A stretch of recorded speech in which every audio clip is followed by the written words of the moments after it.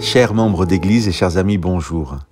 Le prophète Jérémie, dont l'histoire nous est racontée dans le livre qui porte son nom, est contemporain de la fin du royaume de Juda, de la prise du royaume par les troupes du roi de Babylone, roi qui déportera le peuple de Juda à Babylone. Le chapitre 42 de ce livre nous parle de quelques rescapés restés dans le pays qui viennent consulter Jérémie. Je vous lis les versets 2 et 3 du chapitre 42. « S'il te plaît, que notre supplication parvienne devant toi. Prie pour nous le Seigneur, ton Dieu, pour tout ce reste. Car nous étions beaucoup, et nous ne sommes plus qu'un petit reste, ainsi que tes yeux le voient. Que le Seigneur, ton Dieu, nous dise la voie que nous devons suivre et ce que nous avons à faire. » Dans la suite du chapitre, Jérémie partage avec ceux qui sont venus lui demander de prier la réponse de Dieu, que je résumerai ainsi.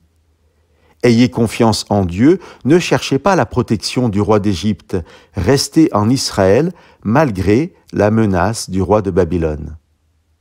Je vous lis maintenant au verset 2 du chapitre 43 la réaction des rescapés à l'écoute du message du prophète.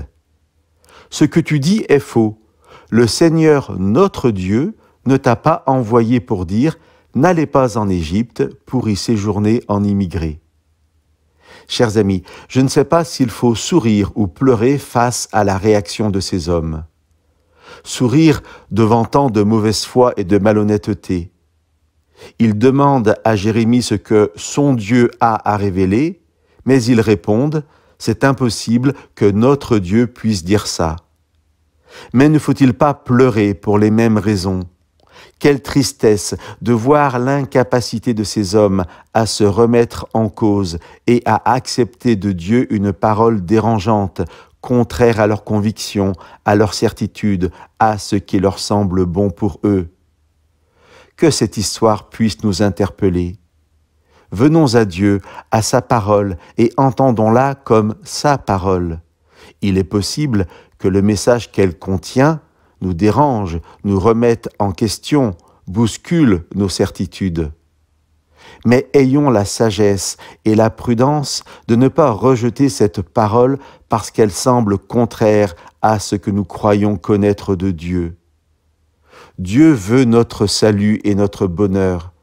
Cela ne veut pas dire qu'il ne nous adressera que des paroles qui nous feront plaisir au premier abord.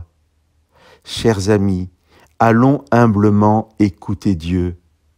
Ces paroles sont toujours au final des paroles qui existent pour notre bien. Que Dieu nous bénisse.